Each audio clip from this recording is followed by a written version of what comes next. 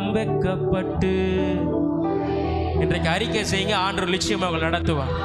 உங்களுடைய ஒவ்வொரு முகங்களை ஆண்டவர் பிரகாசிக்க பண்ணுவார், பிரகாசிக்க பண்ணுவார். என் முகம் வெக்கப்பட்டு ஏசப்பா.